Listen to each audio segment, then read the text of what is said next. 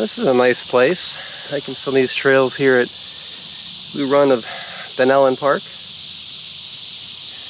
Right next to Rainbow River. Scenic wilderness here.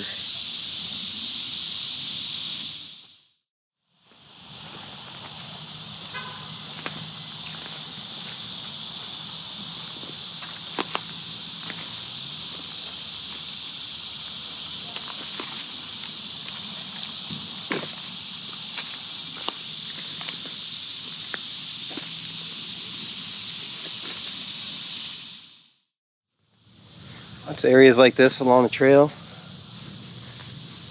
Sit down, relax. Now, there's a lot of activity nearby on the river. It's a popular area to launch your kayaks onto Rainbow River.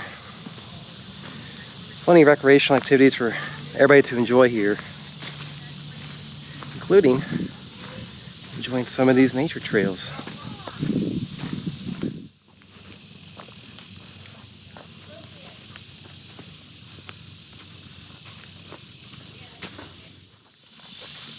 These trails lead out to this area. This is a paved trail.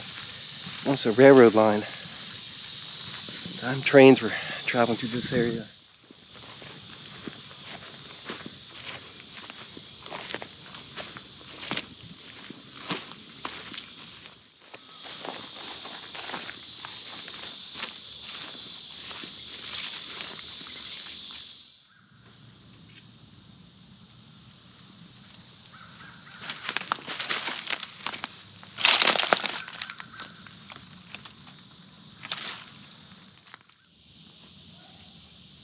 See parts of a foundation here, some blocks scattered throughout the area.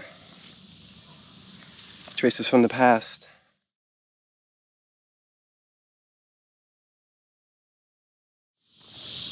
Walking along the old railroad line.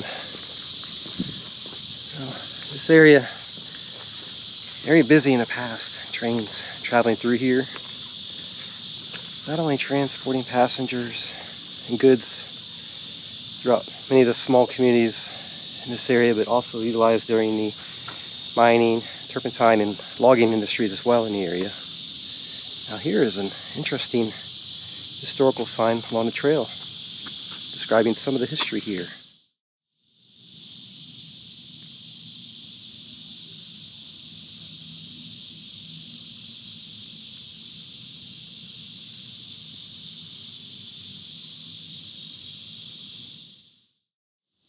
Boomtown here along the Dunnellon Trail. The discovery of phosphate transformed Dunnellon from an agricultural economy to one of industrial importance. Boomtown, with its bars and brothels, was born. This sign has some really interesting historical photos, a map of the area.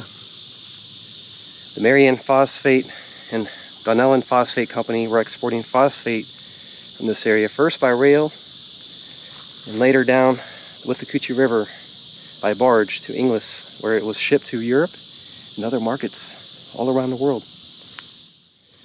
The workers are long gone. Phosphate played out, but spoil mounds from the phosphate excavations, like those around us, are windows into Dunnellon's past.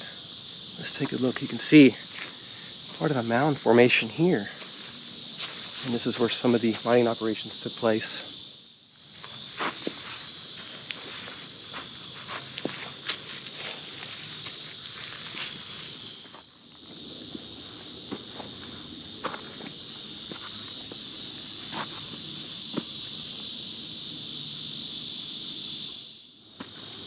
This is neat, climbing around some of the old mines here in the woods.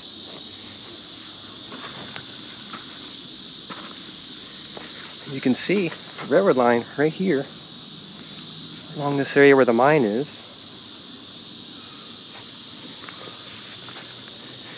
Climbing up here towards the top of this area where it was dug out. Getting a workout today, climbing some of these areas in the woods. Now there's a area down there that was dug out. It's filled in with water today, but during the days of the mining operations, it most likely would have been dried out.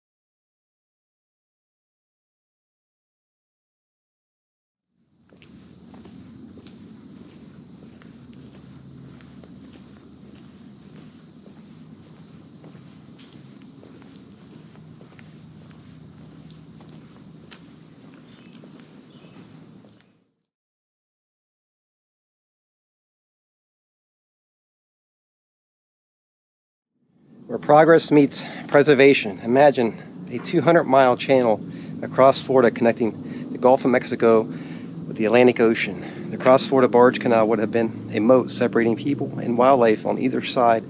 This greenway sits on land intended for the canal.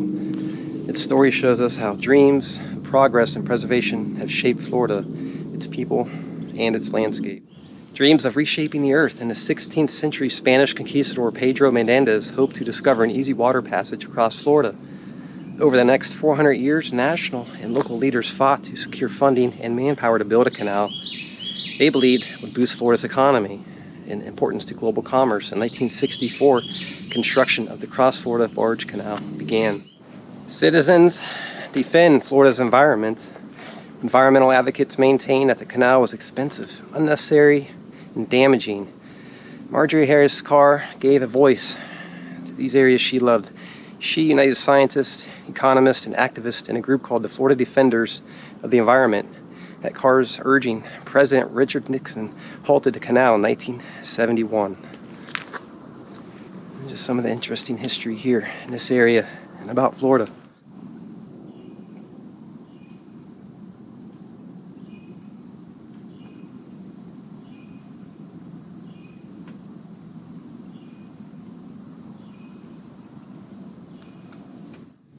Here's a really interesting, detailed 1930s illustration on this sign here, showing how a canal would shorten shipping routes. After German U-boat attacks off Florida's coast, canal boosters argued that the canal was necessary to keep American ships out of harm's way during wartime.